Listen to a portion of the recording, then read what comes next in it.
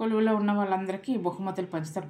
పంచిన తర్వాత ఈ రాణికి ఫస్ట్ నెల వస్తే ఈ చిలకత్తి ఏం చేస్తుందంటే సిబ్బులు ఉంటాయి కదా, అప్పట్లో సిబ్బులు ఉండేవి కదా, సిబ్బులు, ఆ సిబ్బు ఒక సిబ్బు కడుతుంది ఆవిడకి.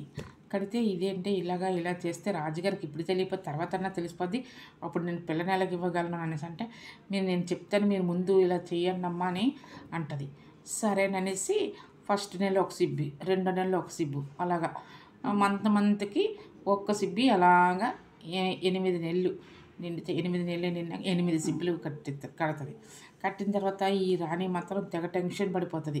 ఎందుకంటే లేని కడుపు చెప్తుంది, తర్వాత ఏంటవుతుందో చాలా భయంకరంగా ఉంటుంది, ఏమన్నా ప్రమాదం అవుతుందేమో అని ఈవిడ టెన్షన్ పడిపోతే అప్పుడు ఈవిడేమో చిలకత్తి అంటది, అమ్మ ఇంకా ఇది 9వ నెల 9వ సిబ్బు కట్టుకోండి, మనం ఇద్దరమును కోవిలికి వెళ్దామని చెప్తుంది. చెప్తే సరే అని 9వ సిబ్బు కట్టుకుంటుంది. కట్టుకున్నాక రాజుకి చెప్పండి, మీరు కోవిలికి వెళ్దామని అనేసి అంటది. అంటే సరే అనేసి రాజుగారికి వెళ్ళి ఏమండి నేను ఇలాగా దేవి గుడికి వెళ్తానని చెప్తుంది.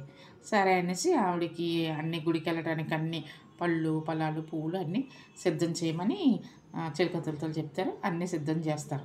అయితే ఈవిడ ఏం చేస్తుందంటే నువ్వులోను ఈ చిలకత్తి ఉంటుంది కదా, ఈ చిలకత్తి నువ్వులోను బెల్లము శుభ్రంగా కలిపేసి ఒక చిన్న బాబులాగా తయారు చేసి అదొక పెట్టిలో పెట్టి ఆ వాక్స్ని పట్టుకొని వీళ్ళు గుడికి వెళ్తారు. ఇప్పుడు